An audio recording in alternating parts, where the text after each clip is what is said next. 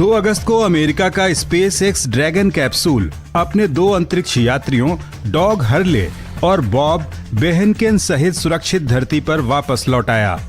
अंतरिक्ष विमान से अलग होने के बाद ड्रैगन कैप्सूल पैराशूट की मदद से मैक्सिको की खाड़ी में उतरा, जिसके बाद पहले से तैनात रिकवरी पोत ने दोनों अंतरिक्ष यात्रियों को कैप्सूल से सुरक्षित बाहर निकाल लिया। जानकारी के मुताबिक 45 साल बाद नासा के अंतरिक्ष यात्री समुद्र में उतरे हैं। इससे पहले अपोलो कमांड मॉड्यूल समुद्र में उतरा था। आपको बता दें, स्पेस एक्स पहली निजी कंपनी है जिसने अंतरिक्ष अभियान को अंजाम दिया है। ड्रैगन कैप्सूल को मई माह के अंत में नासा के कैनेडी स्पेस सेंटर से इंटरनेशनल स्पेस स्टेशन के लिए रवाना किया गया था। इसे फैल्कन 9 रॉकेट की मदद से लॉन्च किया गया था। इस लॉन्च के दौरान 9 साल के अंतराल के बाद नासा के अंतरिक्ष यात्री नासा के स्पेस स्टेशन से अंतरिक्ष में गए थे। 2011 के बाद से नासा रूस द्वारा अंतरिक्ष यात्रियों को भेज रहा था। इस मिशन के कामयाब होने के साथ ही धरती से अंतरिक्ष और अंतरिक्ष से धरती के बीच कॉमर्शियल उड़ानों के सफल परिचालन की भी पुष्टि हो गई है।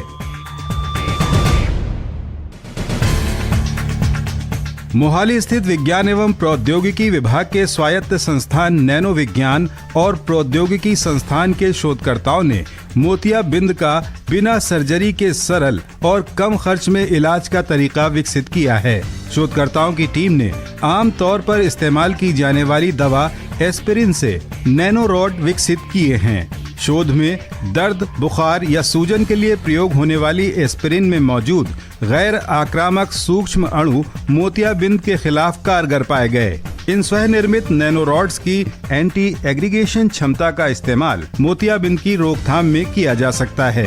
एस्पिरिन नैनो रॉड आंखों में क्रिस्टलीय प्रोटीन और उसके विखंडन से पैदा होने वाले पेप्टाइड्स को जमा होने से रोकते हैं, जो कि मोतियाबिंद का प्रमुख कारण है। भारतीय वैज्ञानिकों की इस खोज से उन लाखों रोगियों को मदद मिलेगी जो कई बार महंगे इलाज के चलते मोतियाबिंद में अपनी आंखें गंवा देते हैं। INST का ये शोध मैटीरियल्स केमिस्ट्री बी पत्रिका में प्रकाशित किया गया है।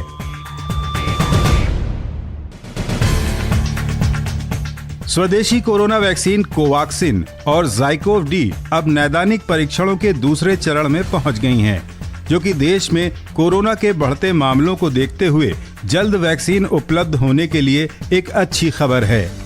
भारतीय आयुर्विज्ञान अनुसंधान परिषद के सहयोग से भारत बायोटेक और जाइडस कैडिला द्वारा विकसित इन दोनों वैक्सीन पर लगभग एक साथ मानव परीक्षण चल रहा है। आपको बता दें, वैक्सीन परीक्षण का दूसरा चरण बहुत महत्वपूर्ण माना जाता है। ये मध्य स्तरीय परीक्षण होता है जिसमें वैक्सीन कैंडिडेट्स के बड़े पूल शामिल होते हैं, जिनके बच्चों, स्वस्थ वयस्कों या बुजुर्गों के समूहों के हिसाब से अलग अलग शेड्यूल तैयार किए जाते हैं और सुरक्षा तथा रोग प्रतिरोधक प्रतिक्रिया का अध्ययन किया जाता है और वैक्सीन की प्रतिक्रिया या दुष्प्रभाव में लगने वाले समय को देखा जाता है। वैक्सीन की सफलता काफी हद तक इस दूसरे चरण पर निर्भर होती है।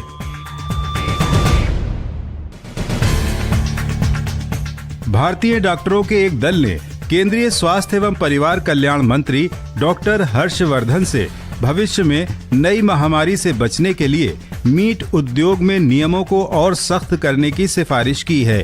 ये पत्र विश्व स्वास्थ्य संगठन की सिफारिशों का हिस्सा है, जिसके अनुसार ऐसे बाजारों और बूचड़खानों पर प्रतिबंध लगाया जाए जो भारतीय खाद्य संरक्षा एवं मानक प्राधिकरण के दिशा निर्देशों और पशु क्रूरता निवारक अधिनियम 2001 के नियमों का पालन नहीं कर रहे। आपको बता दें, कोरोना महामारी वुहान के मीट मार्केट से ही फैलने की बात कही जा रही है। देश भर के तकरीबन 100 डॉक्टरों ने इसी आशंका के चलते ये पत्र लिखा है। डॉक्टरों के मुताबिक ऐसे कई अध्ययन हैं जिनमें देखा गया कि जिंदा पोल्ट्री के भंडारण पर प्रतिबंध से एवियन इन्फ्लुएंजा वायरस के प्रसार में कमी आई थी। ऐसे में अगर जिंदा जानवरों के बाजारों में स्थायी प्रतिबंध लगाया जाए तो जानवरों से मनुष्यों में फैलने वाले रोगों को काफी हद तक रोका जा सकता है। तो ज्ञान विज्ञान के आज के अंक